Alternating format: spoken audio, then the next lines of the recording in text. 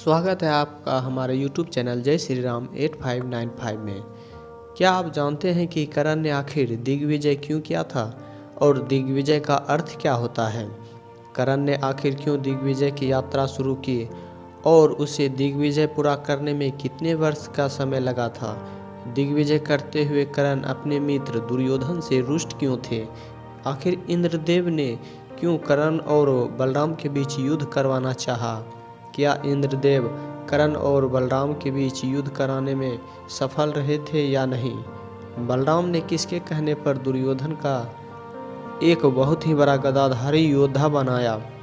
ऐसे ही रोचक कहानी जानने के लिए जुड़े रहिए आप हमारे साथ इस वीडियो के अंत तक, और वो भी बिना स्किप किए, नहीं तो कुछ जानकारी छूट सकती है। तो आइए बिना देर किए आगे बढ़ते हैं और बात करेंगे कि जब पांडव को 12 वर्ष का वनवास तथा 1 वर्ष का ज्ञातवास हुआ था, तो जिसके बाद स्वयं भगवान श्री कृष्ण ने पांडव का मार्गदर्शन करते हुए बोले कि तुम सब अपनी अपनी शक्ति और भी ज़्यादा बढ़ाओ, क्योंकि जब तुम सब वनवास से पुनः लौटेंगे तो एक भीषण युद्ध होगा। इसके लिए तुम सब अभी से तैयारी करो। तो भगवान श्री कृष्ण के कहने पर अर्जुन से कहा कि तुम कैलाश जाकर शंकर भगवान की तपस्या करो, जिससे तुम्हें पशुपतास्त्र की प्राप्ति होगी।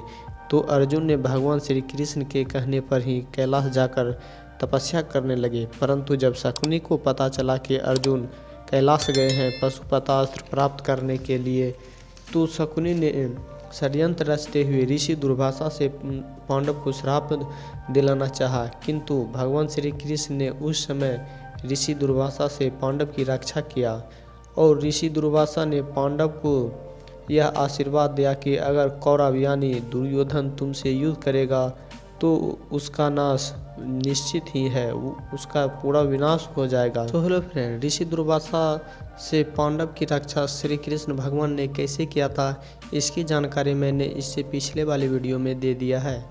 सो आपसे निवेदन है कि आप उस वीडियो को जाकर देख लें।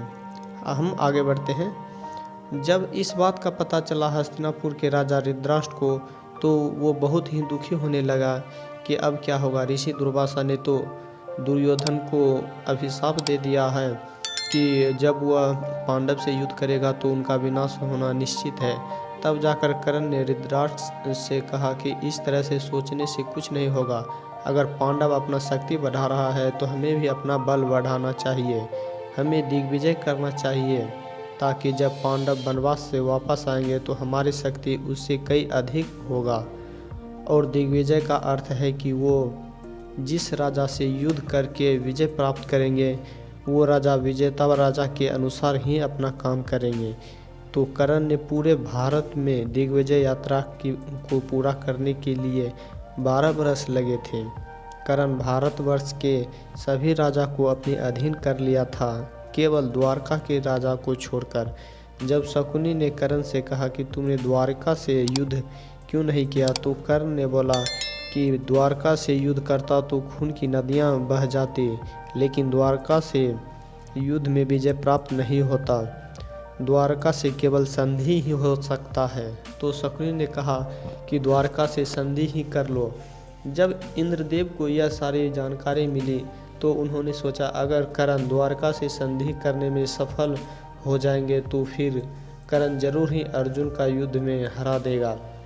तब जाकर इंद्रदेव ने सोचा कि क्यों न हम कर्ण और बलराम के बीच युद्ध करवा दें, जिससे कि बलराम कर्ण को आसानी से मार देगा। कर्ण कभी भी नारायणी सेना से नहीं जीत पाएगा।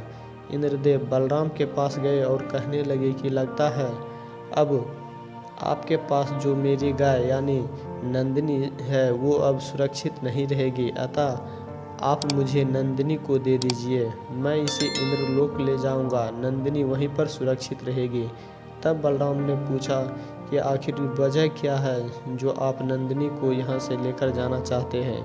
तो फिर इंद्रदेव कहते हैं कि कर्ण दिग्विजय पर निकला है, अगर वो आपसे संधि करेगा तो जरा सोचिए, जिस हस्तिनापुर में एक स्त्री सुरक्षित नहीं रह सकी, उस हस्तिनापुर में मेरी नंदिनी कैसे सुरक्षित रहेगी। ऐसा कीजिए, आप उससे संधि का मौका ही नहीं दीजिए। आप स्वयं ही अश्वमेध यज्ञ कीजिए। अगर कर्ण ने उस अश्व को रोका तो आप उससे युद्ध करके उसे समाप्त कर दीजिए। अगर नहीं रोकेगा तो हस्तिनापुर आपके अधीन हो जाएगा। तो बलराम ने वैसा ही किया। उन्होंने अश्वमेध यज्ञ किया और एक अश्व को लाने के लिए अपने छोटे भाई यानी भगवान श्री कृष्ण से कहा। उन्होंने अश्व के एक कान कटे हुए लाया। जब बलराम ने उस अश्व को छोड़ा तो कर्ण ने उस अश्व को रोक लिया। फिर बलराम ने कर्ण से युद्ध करना चाहा, लेकिन कर्ण ने बलराम तथा भगवान श्री कृष्ण को एक फूल का माला पहनाया और उन्हें प्रणाम किया। तो बलराम खुश होकर कर्ण से पूछा कि तुम क्या चाहते हो। तो कर्ण ने जवाब दिया, मैं हस्तिनापुर की ओर से आपसे संधि करना चाहता हूँ और आपने जो ये अश्वमेध यज्ञ प्रारंभ किया है ये कभी पूरा नहीं हो सकता है, क्योंकि इस अश्व का एक कान कटा हुआ है। तो फिर बलराम ने हस्तिनापुर से संधि कर लिया और कर्ण के कहने पर ही बलराम ने दुर्योधन को एक महान गदाधारी योद्धा पूर्ण रूप से बनाया था। सो हेलो फ्रेंड, कैसी लगी आपको ये जानकारी कमेंट सेक्शन में कमेंट कर ज़रूर बताएं और साथ ही हमारे चैनल को सब्सक्राइब कर दीजिए। जल्द मिलते हैं नेक्स्ट वीडियो में, तब तक के लिए जय श्री राम।